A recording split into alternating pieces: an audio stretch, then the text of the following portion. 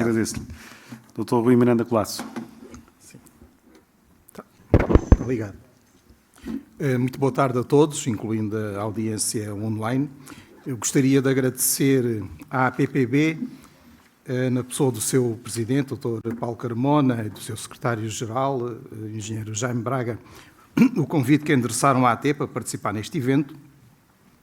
Eu preparei uma apresentação para isto. O meu papel aqui é muito simples, é falar no tratamento fiscal que o legislador entendeu dar aos biocombustíveis e que a AT aplica, sendo a AT, nesse caso, o serviço a que pertenço. Eu sou um técnico na divisão do Imposto sobre os Produtos Petrolíferos e Energéticos, da Direção de Serviços dos Impostos Especiais de Consumo e do Imposto sobre Veículos, um departamento da AT.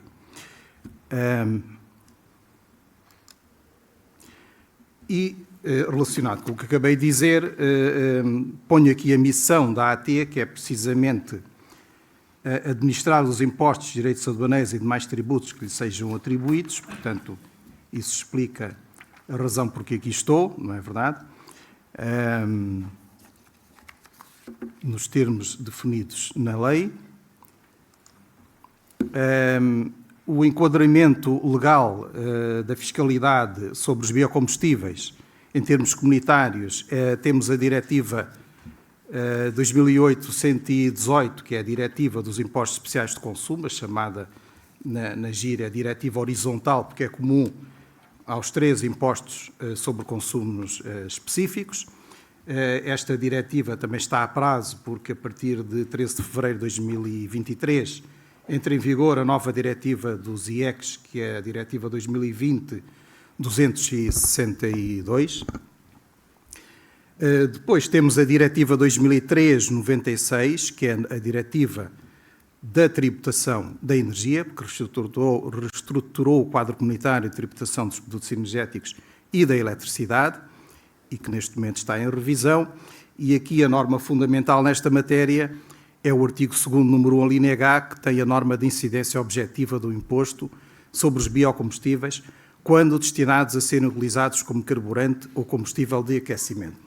Isto é uma ressalva muito importante, porque os biocombustíveis, por exemplo, os óleos vegetais, que são sujeitos a imposto, só têm incidência de imposto quando destinados a serem utilizados como carburante ou combustível de aquecimento, como é óbvio. Em termos do enquadramento legal nacional, temos o Código dos Impostos Especiais de Consumo, que transpôs para a ordem jurídica interna as diretivas comunitárias, onde estão os 3 impostos especiais de consumo, a parte geral comum aos 3 até o artigo 65, e depois na parte da tributação da energia, a parte especial, dos artigos 88 a 100, onde temos normas sobre o ISP e também sobre o imposto sobre o carbono, ou seja, o adicionamento sobre as emissões de CO2. Porque eu referi a tributação de energia. A tributação de energia é ISP, mais os outros tributos que incidem sobre os produtos energéticos, que são o adicionamento sobre as emissões de CO2, o vulgarmente chamado imposto de carbono, e a contribuição de serviço rodoviário. São 3 tributos. Temos ainda o Decreto-Lei 117/2010, de 25 de outubro, já muito falado hoje, na sua última versão, que foi alterado e republicado por o Decreto-Lei número 8 de 2021, e aqui a norma fundamental é o artigo 19, dedicada aos pequenos produtores dedicados. E já vou mostrar porquê. Temos, por fim, a Portaria 74 de 2019, de 8 de março, que regulamenta o processo de reconhecimento dos pequenos produtores dedicados e de aplicação da isenção do ISP a esses pequenos produtores dedicados. As normas fundamentais do CIEC aplicáveis aos biocombustíveis são a norma de incidência objetiva, no artigo 88, o artigo 90 sobre a isenção para os biocombustíveis, 2 isenções, como mostrarei a seguir, O artigo 96, número 6, que tem o princípio que determina que a mistura ou incorporação de biocombustíveis noutros produtos petrolíferos e energéticos é obrigatoriamente feita em entreposto fiscal. Entreposto fiscal é um dos estatutos fiscais aplicados nesta matéria dos impostos especiais de consumo, aquele que tem mais possibilidades, digamos assim, onde é possível produzir, expedir, exportar e armazenar produtos sujeitos a impostos especiais de consumo. O artigo 97 determina que os locais de produção de biocombustíveis são considerados entrepostos fiscais de transformação. São entrepostos fiscais, mas de transformação porque são uma modalidade de entrepostos que dispensa alguns dos requisitos aplicados aos entrepostos fiscais normais, digamos assim. Relativamente às isenções do ISP, temos a do artigo 90, números 1 a 4, que se aplica aos biocombustíveis, digamos assim, convencionais, e aplica-se apenas aos pequenos produtores dedicados. É uma isenção total ou parcial, diz a lei, mas é uma isenção total, neste momento, para os biocombustíveis puros, desde que produzidos por pequenos produtores dedicados e até ao limite máximo global de 40 mil toneladas por ano, portanto, para todos eles. E depois, no artigo 90, número 11, temos a isenção para os biocombustíveis avançados, que se aplica desde 2021. Portanto, são os dois tipos de isenção que temos neste momento em matéria de biocombustíveis. Passando à primeira, dos pequenos produtores dedicados, como referi, a sua definição está no artigo 19 do Decreto-Lei 117 de 2010, é definido como um produtor que tenha uma produção máxima anual de 5 mil toneladas de biocombustível ou de outros combustíveis renováveis. Tenha a sua produção com origem no aproveitamento de, no mínimo, 80% em massa de matérias-primas constantes do anexo 4 do Decreto-Lei e com recurso a processos e tecnologias avançadas ou em fase de demonstração destinadas à produção de biocombustíveis avançados e de outros combustíveis renováveis, que coloque toda a sua produção em frotas e consumidores cativos devidamente identificados. Portanto, não pode ser, não é de venda livre, é só em frotas e consumidores cativos previamente identificados. E que cumpra os critérios de sustentabilidade previstos nos artigos 4º, 6º, 7º e 8º deste Decreto-Lei identificado. Portanto, eu referi anteriormente, portanto, as empresas, pequenos produtores dedicados, empresas, mas temos também na lei a previsão de que as autarquias locais podem constituir-se como PPDs. E, nesse caso, são considerados como PPDs o conjunto autarquia local, conjunto de autarquias, serviço ou organismo dependente de uma ou mais autarquias locais e a empresas do setor empresarial local, tal como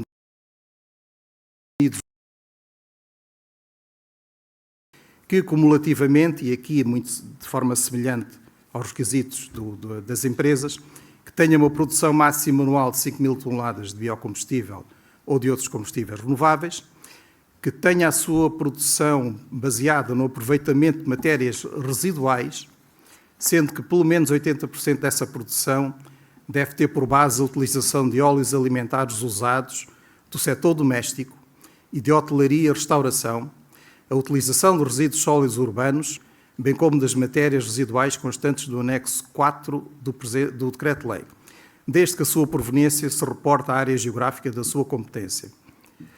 Que coloque toda a sua produção em frota própria ou, de forma não lucrativa, em frotas de autarquias locais ou dos respectivos serviços, pode ser outras autarquias, de organismos ou empresas do setor empresarial local ou ainda de entidades sem fins lucrativos. E a quarta condição é que cumpra os critérios de sustentabilidade dos artigos 4º, 6º, 7º e 8º. O reconhecimento dos pequenos produtores dedicados é feito por despacho conjunto da DGEG e da AT. O processo tem início na DGEG, o pedido dá entrada na DGEG e é objeto de um despacho conjunto do Diretor-Geral da DGEG e do Diretor-Geral da AT. Esse despacho fixa as quantidades de biocombustível isentos de ISP. Os procedimentos, como anteriormente referi, estão previstos na Portaria 74/2019. Os PPDs são equiparados a entrepostos fiscais de transformação e estão sujeitos às obrigações dos entrepostos fiscais. Por despacho conjunto da DGEG e DAT, os PPDs podem ser autorizados anualmente a vender o seu produto para fins distintos da utilização em frotas e consumidores cativos. Portanto, isto é o requisito da lei. Pode não ser assim, mas isto exige um despacho conjunto de ambas as entidades e essas quantidades, se forem usadas para outro fim que não seja em utilização em frotas e consumidores cativos, não beneficia de isenção do ISP.